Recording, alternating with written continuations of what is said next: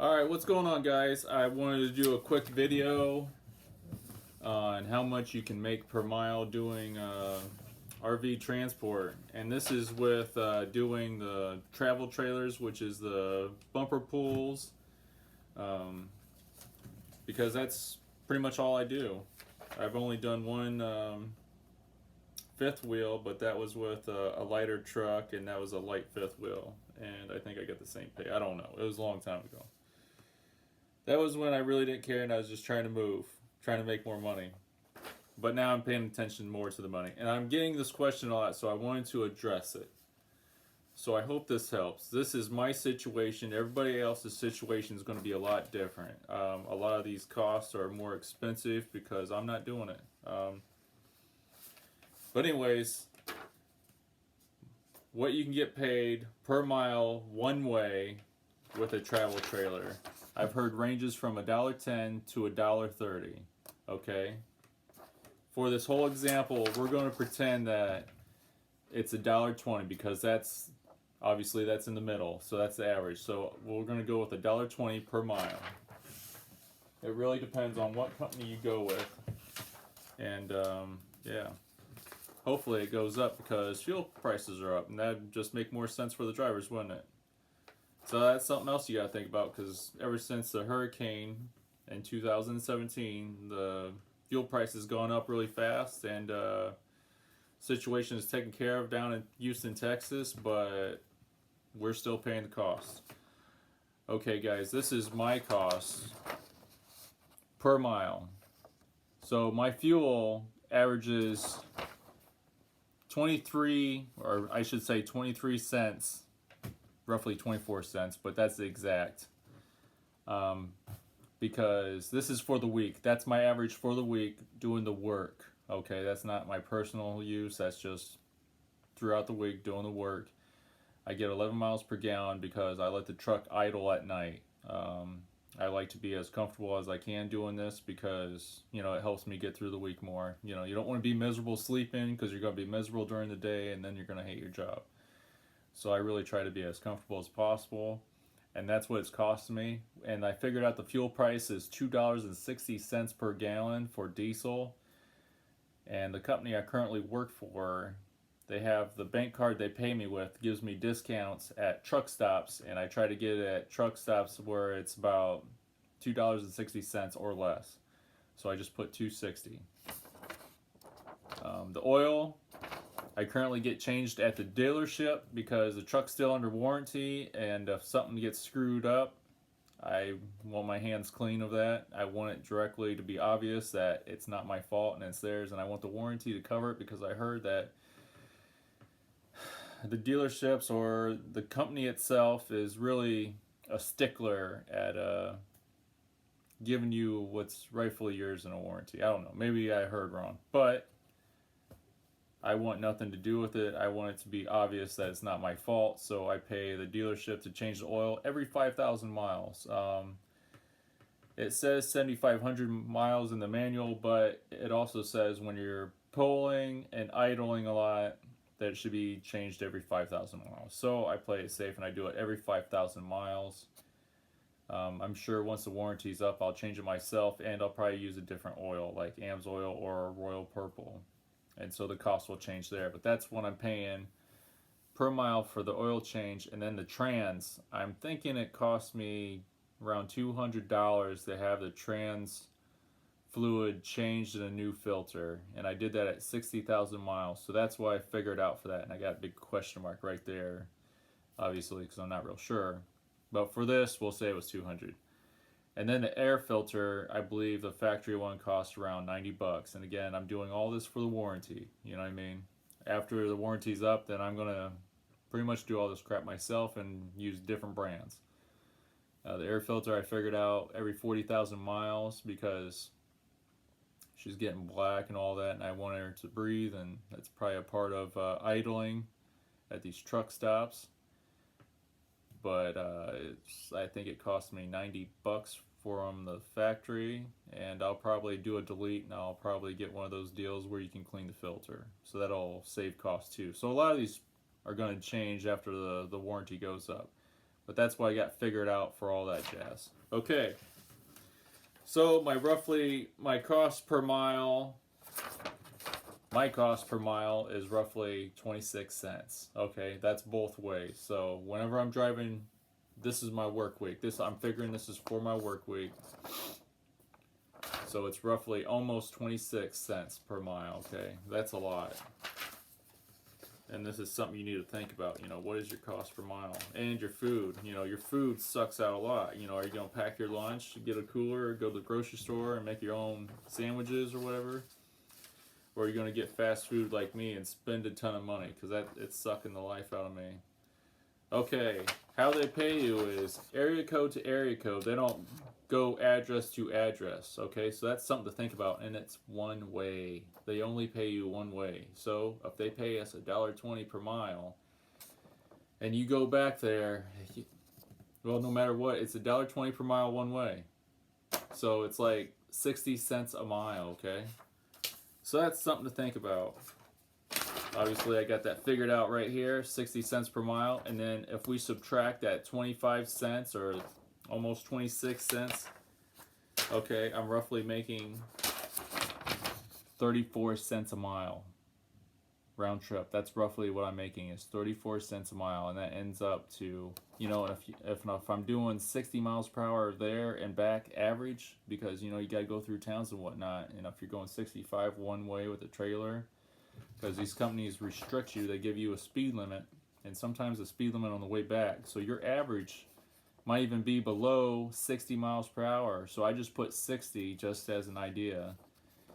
But if my overall average for the round trip is 60 miles per hour, then I'm making about $20.42. So it's not like buku bucks here. It's something to think about, and that's if I figured out right on the average. To be honest, I don't know if I got that right, but if it is, it is. You just got to think about, you have a long work day. You could be doing 9-hour days, or you could be doing 14-hour work days with only 11 hours driving time max. So it is really something to think about, and you're away from your family and whatnot. I get asked, do you think I should do this? I'm not going to answer anybody. I want you to decide if you're going to do this, because it really depends on the person. I know it stresses me out at times. It can be depressing for me at times, and I also enjoy it at times. So it's really bittersweet. It's a love-hate relationship. I really don't know what to tell anybody. I do wish that I had the other truck still, and I wish we would have just got credit cards. I don't know if that's a good idea. I just know for my situation, that's what I wish. I don't know what the proper thing to do is. But I feel like I probably would have been better off getting a couple credit cards, having that transmission rebuilt or whatever it needed, for 10 grand or whatever. I don't know if that would have been the cost, but I can't imagine it'd be more than that. And then just deal with those credit card payments, and that'd be about half the price of what I'm paying for my truck payments right now. Okay? So I'd be a lot further ahead per month. I wouldn't be able to haul as much. I wanted a dually anyways, and that was a single wheel, because I got the truck for the future. My plan is not to stay doing a single or just a travel trailer. I'm hopeful to lease or to buy a flatbed trailer or a car hauler.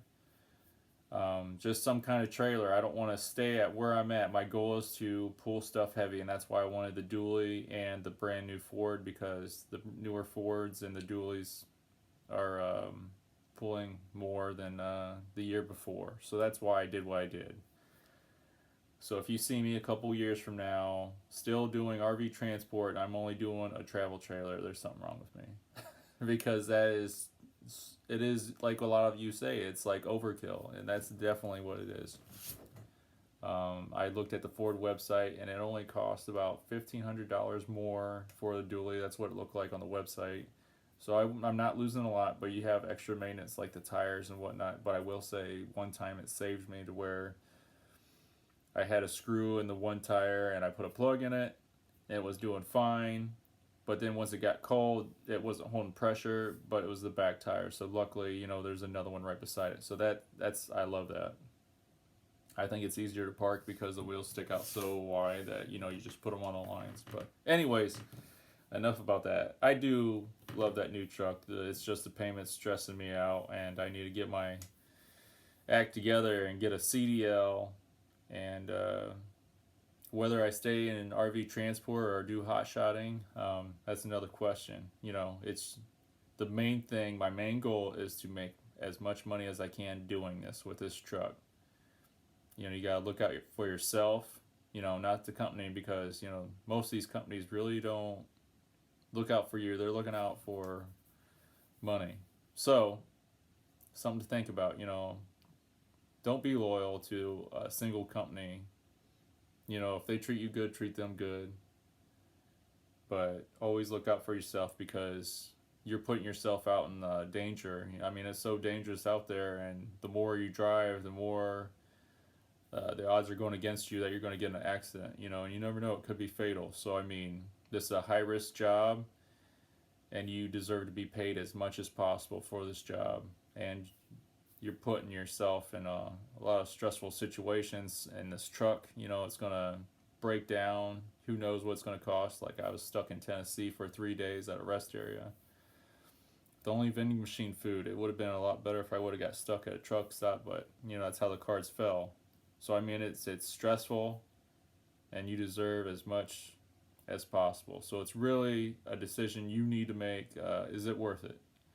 I definitely won't make that decision for you, but I wanted to give you some numbers to think about. Maybe I did the math wrong, and you can let me know in the comments, but it's an idea for you that maybe you can look into it more. And the starting way to look at it is, right now the average one way per mile is $1.20, okay?